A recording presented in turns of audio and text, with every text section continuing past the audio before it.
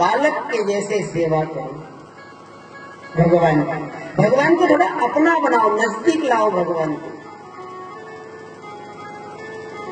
ऐसा नहीं कि भगवान हैं और बैठे हैं, आलिया में बैठे हैं, ऐसे नहीं। ठाकुर की लड्डू गोपाल की मूर्ति लो, लड्डू गोपाल की सेवा बालक मानकर करो और कहो हम तुम्हारे थे प्रभु जी, हम तुम्हारे हैं, हम तुम्हारे रहेंगे और मेरे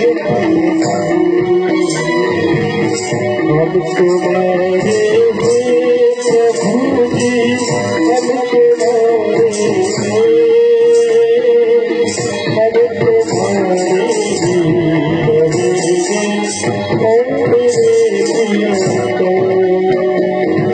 ऐसे नहीं हाथ जोड़ करके आंखें बंद करके दो बड़े भगवान के बन जाओ, दो बड़े हाथ जोड़ करके सभी और भगवान की प्रार्थनाएं सभी हाथ जोड़े।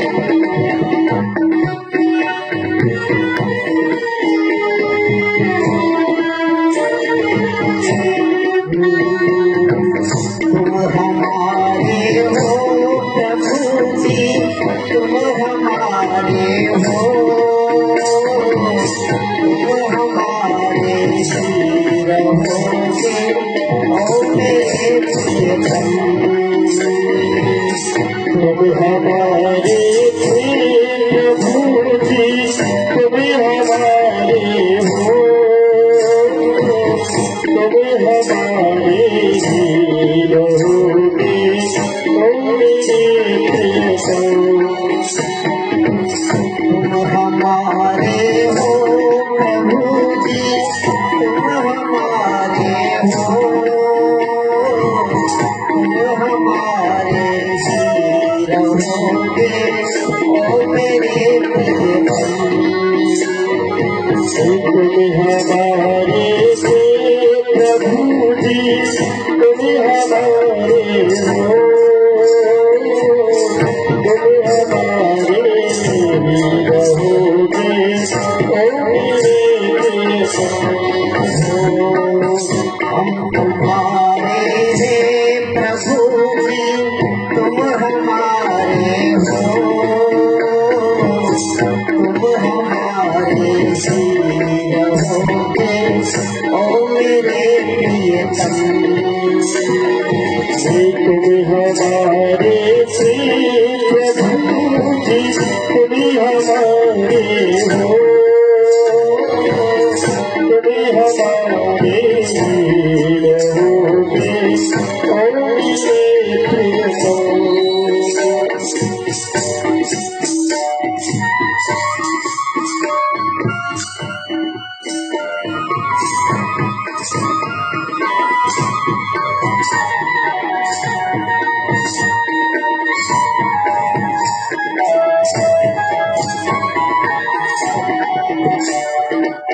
तुम्हें छोड़ वो नंद दुलारे, कोई न मीत हमारो, तुम्हें छोड़िए नंद दुलारे, कोई न मीत हमारो, तुम्हें छोड़ो नंद दुलारे, कोई न मीत हमारो, तुम्हें छोड़ी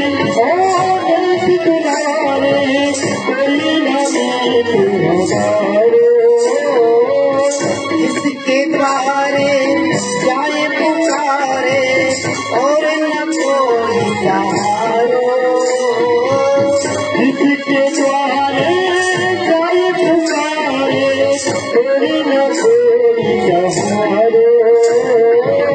अब तुम आके बाह पकड़ लो, अब तुम आके बाह पकड़ लो ओ मेरे प्रियतम। अब तुम आके बाह पकड़ लो ओ मेरे प्रियतम। ओ तुम हमारे थे प्रभु, तुम हमारे हमारे ही रहोगे और मेरे तुम हमारे प्रभु जी, तुम हमारे हो, तुम हमारे ही रहोगे ओ मेरे प्रियतम। इस प्रकार से मेरे ठाकुर को कभी अपना बनाओ। हमें ठंड लग रही है तो भगवान को भी ठंड लगती होगी। कभी सिगरी में अंगारे करके भगवान के सामने प्रभु ठंड का मौसम है, आपको भी गर्मी की आवश्यकता है, रजाई की आवश्यकता है आपको। जो हमारे घर में है वो भगवान को अच्छे से अच्छा भोजन, अच्छे से अच्छा फल हम भगवान को प्रदान करें। आखिरकार अश्वत्थामा के सिर में से मणि निकाली और अपमान करके निकाल दिया। 5 ब्रह्मास्त्र छोड़े अश्वत्थामा ने और छठा ब्रह्मास्त्र उत्तरा के गर्भ में अभिमन्यु की पत्नी उत्तरा है और उसके गर्भ में परीक्षित महाराज पल रहे। 5 ब्रह्मास्त्र जो 5 पांडवों के लिए छोड़े हैं उनको समाप्त कर दिया भगवान कृष्ण ने कृपा की दृष्टि के द्वारा। वो छठा ब्रह्मास्त्र उत्तरा के गर्भ को जलाने लगा। उत्तरा दौड़ करके भगवान कृष्ण की शरण में आई। प्रभु पाहि पाहि महायोगिन देव देव जगतपति, हे प्रभु मेरी रक्षा करो, मेरा गर्भ का बच्चा जल रहा है। तो भगवान ने कहा उत्तरा चिंता मत करो। भगवान अंगूठे के बराबर के बन करके गर्भ में पहुंच गए और गर्भ में पहुंच करके उस ब्रह्मास्त्र से 9 महीने तक लड़ते रहे मेरे ठाकुर। वो गर्भ में बचाने पहुंच गया अपने भगत को। विश्वास, भक्त सबसे ज्यादा विश्वास भगवान पर करते हैं, ज्यादा विश्वास भगवान। और जब परीक्षित महाराज का जन्म होता है, परीक्षित महाराज 9 महीने बाद जब जन्मे, इधर उधर देखने लगे, देख रहे हैं, उसे ढूंढ रहे हैं, इसे ढूंढ रहे हैं, जिसने गर्भ में बचाया वो कहाँ है। परीक्षा करने से ही उनका नाम परीक्षित हो जाता है। परीक्षित जो संसार की परीक्षा करे कि यहाँ कौन मेरा है और कौन पराया है। पांडवों का स्वर्गारोहण हुआ, वो स्वर्ग चले गए, परीक्षित का राज्य आया है। और परीक्षित महाराज एक दिन जब शिकार खेलने जंगल में गए तो एक शूद्र काले वर्ण का पुरुष बेल को मार रहा था। तो राजा परीक्षित ने हाथ में धनुष बाण लेकर के और कहा कि कौन है भैया, मेरे सामने बेल को मार रहा है, अभी तो मेरा राज्य आया है, तो बेल को नहीं मार सकता, मैं तुझे प्राण दंड दूंगा। वो दौड़ करके परीक्षित की शरण में आ गया। कौन हो तुम? बोले मेरा नाम कलयुग है। बेल से पूछा तुम कौन हो? बोले मैं धर्म हूं।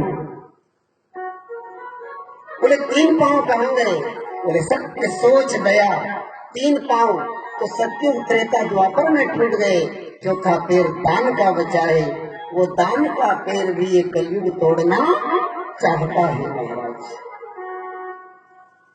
कलयुग से कहा कलयुग मेरे राज्य से चले जाओ, तुम यहाँ नहीं रह सकते हो।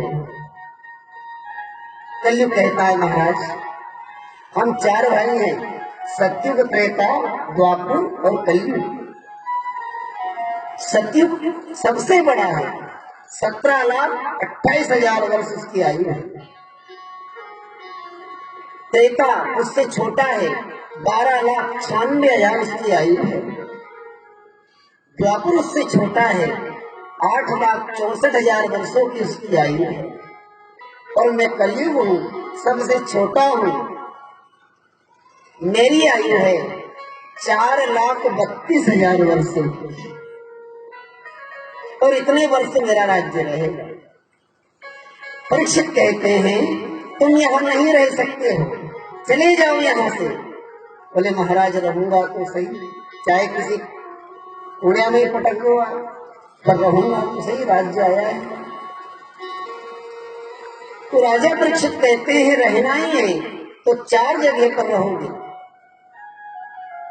जहां पर हिंसा होती है, जीवों को मारा जाता है, वहां तुम्हारा वास होगा। जहां लोग शराब पीते हैं, वहां पर तुम्हारा वास होगा। वैश्यालय, वहां तुम्हारा वास होगा। जुआ, जहां लोग जुआ खेलते हैं, वहां भी तुम्हारा वास रहेगा।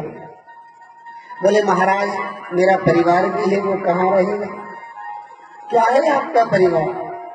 बोले मद, मत्सर, ईर्ष्या, छल, कपट और स्थान दो। बोले स्वर्ण रूपी धातु में भी तुम्हारा वास होगा। स्वर्ण में वास दे दिया। गाय से कहा गाय पृथ्वी घबराओ नहीं, मैं तुम्हारी रक्षा करने अवश्य आऊंगा। पद पद पर तुम्हारी रक्षा करूंगा। जब तक मैं हूं तब तक ये कलयुग तुम्हारा कुछ भी नहीं बिगाड़ सकता है। परीक्षित महल में चले गए। परीक्षित महाराज ने 3 अश्वमेध यज्ञ किए, कई कथाएं सुनी, दान पुण्य किया, अपने पूर्वजों की गाथाएं सुनी हैं। एक दिन राजा परीक्षित ने विचार किया शिकार खेलने जाना है। सिपाही से कहा भैया जाओ खजाने से कोई अच्छा मुकुट निकाल के लाओ। एक सुंदर रत्न जड़ित मुकुट निकाल कर लाए और वो जरासंध पापी का मुकुट था। उस मुकुट को राजा ने अपने सिर पर पहन लिया। तो जंगल में जब शिकार खेलने गए, बुद्धि भ्रमित हुई। सनक ऋषि के आश्रम पर पहुंचे जल पीने के लिए, लेकिन संत ध्यान कर रहे थे। राजा के मन में आया कि देखो मैं राजा हूँ और ये संत मेरा सम्मान नहीं कर रहे हैं, जल नहीं पिला रहे हैं, आंख बंद करके बैठे हैं। जाने लगे नाराज होकर। मरा हुआ सर्प दिखा, बाण की नोक से उठाकर ऋषि के गले में डाल दिया गया।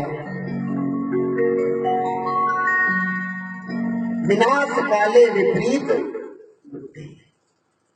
जब विनाश आता है तो व्यक्ति की बुद्धि विपरीत हो जाती है। बोले ऐसा क्यों किया न जाने? बोले इसलिए किया कि राजा के सिर पे जरासंध पापी का मुकुट रखा हुआ है। राजा तो धर्मात्मा है, पर ऊपर रखा है पापी का मुकुट और उसमें बैठ गया कलयुग। कलयुग ने विचार किया कि अच्छा मौका है, अब अच्छा मौका है बदला लेने का। बैठ गया और करा दिया पाप। अच्छा पाप हुआ कि श्रृंगी के द्वारा श्राप मिला, जाओ राजा परीक्षित, आज से 7वें दिन तक्षक सर्प तुम्हें आकर के और डसेगा, तुम्हारी मृत्यु हो जाएगी।